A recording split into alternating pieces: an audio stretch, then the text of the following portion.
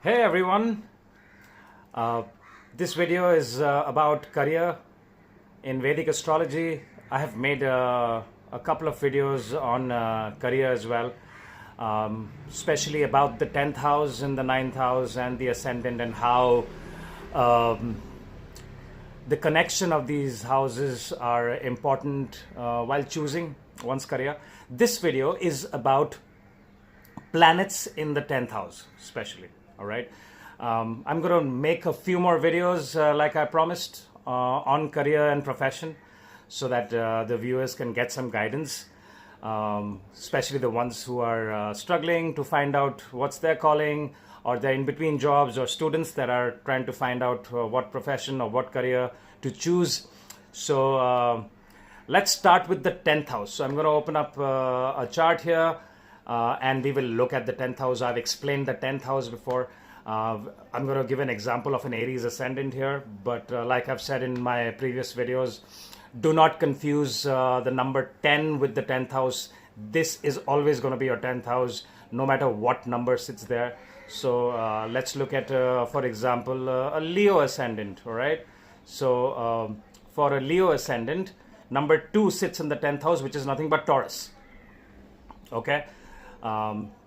So we will look at Leo's career through Taurus, and we'll see the placement of Venus if we want to figure out the profession for a Leo ascendant. All right. So let's move forward. So I'm going to go planet wise, and we will look at each planet in the 10th house and see what are the possible careers or professions that these particular people would excel in or find interest in. Okay, now it totally depends on what is your ascendant and which sign sits in the 10th house, and it could change accordingly. Also, any conjunctions or aspects will have a significant impact, but this video is just for one planet in that particular house. So do not look at conjunctions. If you have conjunctions, ask me questions in the comments. Or get in touch with me, and I can review your charts and give you a proper opinion. But this is just for a certain planet. So let's talk about Rahu in the 10th house. So if you have Rahu in your 10th house, usually no matter what career you choose, it has to involve technology, because Rahu is the Karaka of technology. So if you are someone who shies away from technology, and if you have Rahu in your 10th house, it's about time you adopt technology in everything you're doing. I know a couple of educators who are in the teaching profession, and they always believed in classroom trainings. And the moment they changed and focused on virtual training programs, there's number of students and their income multiplied significantly. Rahu also signifies heavy machinery, so people could be involved in any kind of profession that involves heavy machines or machinery. People who are doing stuff in the background, all right? For example, people who are in the film industry, but not as actors, but doing editing and, background stuff behind the scene. Could be the camera person, all right? Because Rahu is virtual, right? It's not a real entity, it's a shadow planet. So people with Rahu in the 10th house usually excel, or they're interested in doing background stuff, stuff from not facing the camera, all right? So again, the sign is very important. So if your Rahu is in Taurus or Gemini, it's supposed to be very, very strong and powerful, especially a 10th house Rahu. People have multiple professions, and they usually excel in their professions, unless there are aspects that I spoke about and conjunctions. All right, so let's talk about Jupiter. If you have Jupiter in your 10th house, all right, the Jupiter is not considered very, very strong in the 10th house, but yes, Jupiter in the 10th house, usually people have a lot of interest in the teaching profession, all right? These are the people who are always learning. These are people who want to learn different things, and also have a natural flair of imparting knowledge. So if you have Jupiter in the 10th house, you could also be a guru or teacher of sorts, or you could be in IT, but your role could be teaching the people who are joining the company, or some point in your life you will definitely earn a living by imparting knowledge to others. Also, Jupiter in the 10th house could be very spiritual people. They could be priests, or they could be strong believers in certain religions, or could be teaching the ancient texts as well. Could be also into astrology. All right. Let's look at Saturn. Saturn in the 10th house is extremely strong. These are people who usually have a long, if Saturn is well placed, if Saturn is in Libra especially, these people could be exalted business people. They could be in heavy machinery, could be in iron and steel, could have 25-year-old long careers and slowly growing up the ladder. They could be in business, especially if it's exalted in Libra. They could be fantastic business people. They could have multiple sources of business. These are people who could have 4-5 companies and all the companies are running well. They could have a lot of employees. They're very busy people. Saturn in the 10th house makes a person very, very work oriented. These are people who follow a very strict routine. They have a certain structure and organization in what they're doing. So any kind of jobs or professions where timing is very important, all right? Some things have to be delivered on a certain time, on a certain date, following deadlines, very structured and organized, because that's what Saturn signifies. Moving to Mercury. Mercury people are usually involved in business or communication of sort. They could be into some kind of a profession, or they would want to choose professions where communication is very important. They could be also into real estate. I have seen charts of where Mercury has been in real estate, introducing two parties and giving them a win-win situation. All right, fantastic people to work for HR communication, people in the HR industry. Mercury also involves multiple sources of income. So these are people who could be working but also have a side gig or side business going on. These are people who could also be into consulting where a lot of paperwork or document signing is involved. But overriding everything else, I think Mercury in the 10th house is a very powerful, good Mercury. Especially if it's in Virgo or Gemini, it's considered really, really good. Any conjunction with Saturn or Venus also is fantastic with Mercury, because Mercury is friendly with these planets. But we have to look at the sign that is the lordship of. If Mercury is debilitated in Pisces, these people may not have any interest in earning money, but they could be very spiritual people and not be interested in their careers and making money. Moving on to Ketu. Ketu in the 10th house is not considered very good. The only reason is because usually people who have Ketu in the 10th house, they might be earning a lot of money. They might be in business, or they might be having jobs. But the problem with Ketu in the 10th house is they have no interest in what they're doing. All right. Job satisfaction is a problem. So Ketu in the 10th house, people would think that, hey, I've made a career. I like I like the money that I get. I have responsibilities. Yes, it's paying, but this is not what I want to do. Okay. So if you have Ketu in your 10th house, and if you want to quit your job, think twice. Don't just quit your job or quit your business and go to the Himalayas and start meditating in a cave and stuff.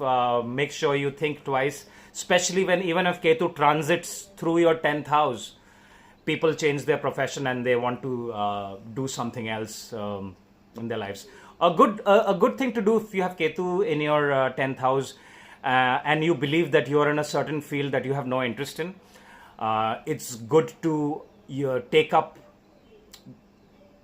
it up as a hobby, So, for example, you are an engineer, but you have interest in becoming a sculptor, all right?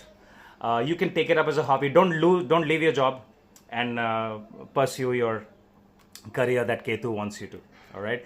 Ketu in Scorpio is considered very strong, by the way, all right? Ketu conjunction with Jupiter is also a very, very strong conjunction for being into the teaching profession, especially in the spiritual. If you want to learn about the Vedas and the ancient texts, it's a good combination. Venus in the 10th house. Usually, there's a lot of different things people do with Venus in the 10th house. So I'm going to talk about Venus if it's alone in the 10th house. So Venus alone in the 10th house, people would be interested in profession where the end user are women. Okay, they could be designers. They could be into perfumes, footwear for women. They could be into beauty parlors, where women are the end user. They could be into cosmetics. All right, women's clothing, everything to do with women. They could also be into food and beverages. All right, because Venus is also. We can also look at people who own restaurants in Venus, especially sweets. All right.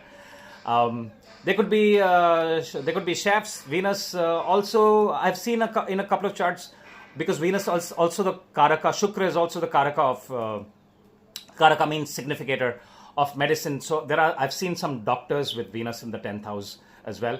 If Venus is exalted, especially in the sign of Pisces, people with Venus in the 10th house make a lot of money. But usually Venus in the 10th house makes a person lazy. They are not as hardworking as Saturn in the 10th house. All right. Usually people in Venus in the 10th house could be into luxury products as well. All right.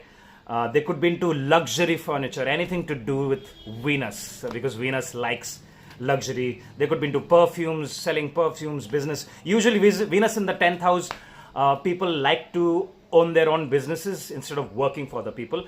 Same thing is different for Saturn. Saturn in the 10th house, people like to work for other people instead of owning their own business. If Saturn is not in Libra. If Saturn is in Libra, you should consider starting your own business. But if your Saturn is not very strong, for example, is in Cancer, or if it's in Aries, you should consider working for other people or work in a big company where you get salaried in and you get paid on a monthly basis. All right, moving to Sun. Sun in the 10th house. Most of the admin governance work happens with Sun in the 10th house. It's a very powerful position for Sun. It's got directional sense, something called Digbala. Sun is very, very powerful in the 10th house. So if you're born with Sun in the 10th house, most probably you'll have a very, very strong career, especially if Sun is in Aries or Sun is in a friendly sign, like, for example, even Sun in the sign of Capricorn does well, although Sun and Saturn are not friends. Sun in Leo, again, very, very powerful placement for Sun. You could be working for the government. All right. You could have a government job. You could also look at politics as a career. Politicians, Sun in the 10th house. You could also gain fame because Sun is a luminary. Sun, if Sun is very strong, is well placed, is in good conjunction with good planets like Jupiter or even Mercury. Sun in the 10th house gives a very powerful and strong career, especially something to do with admin governance. All right. Sun in the 10th house also, people should be careful changing their professions. They should stick to professions for a longer period of time instead of switching jobs and professions frequently. It's not good for them. All right. Going to Moon in the 10th house. Moon in the 10th house is a very, very good position for food and beverages. The service industry. Looking after people, doctors, nurses, people who are in the caregiving industry, especially if Moon is exalted in Taurus or Moon is in Cancer.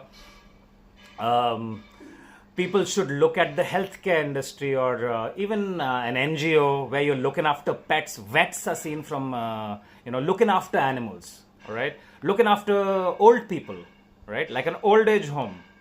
We want to start your own restaurants. If you have Moon in Taurus in the 10th house, it's very, very powerful. Your Leo ascendant, Moon in Taurus in the 10th house, very, very strong Moon. We have to look at aspects and we have to look at conjunctions. Like I said again and again, a conjunction, aspects, all of these change a lot of things. So don't just go by just one planet there. We have to look at and analyze other things as well.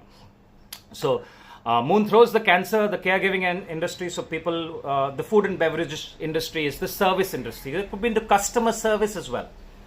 You could be in the customer service industry if you have Moon in the 10th house. All right, we'll go to Mars. Mars is just the opposite of Moon.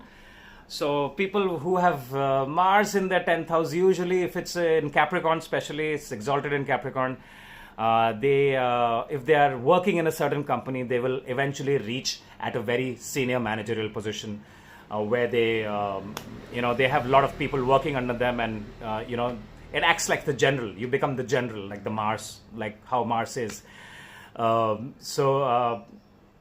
Also a great placement for if you want to be in the armed forces, if you want to join the army, or you want to be a policeman, or you want to be a detective. Good position of Mars is in the 10th house. Any profession where you're wielding a weapon, like if you're a hairdresser, you could have Mars in your 10th house as well, wielding something sharp. Surgeons can be seen with, dentists, surgeons can be seen with Mars in the 10th house. Anything, a scuba diver can be seen with Mars in the 10th house of profession. All right. Any profession where you have to be in the commanding position, because that's what Mars is good at. All right. Sports people are seen with Mars in the 10th house. All right, because sports needs physical activity. Lawyers can be seen with Mars in the 10th house. All right. So this is my bit of analysis of your career with the position of planets and your 10th house. Right. Once again, I know I've repeated it a few times, but remember the sign. I'm going to make videos with signs, but the permutations and combinations are too much for me to talk about each planet in each signs. Then it's going to be a 5-hour long video if I talk about Mars in Aries, Mars in Taurus, Mars in Gemini. But I will try my best to make as many videos as I can with different signs as well. If you have any questions or comments, please post it below, and I'll be happy to answer your questions. That's all I have for you right now. Thank you very much for your time. Talk to you soon.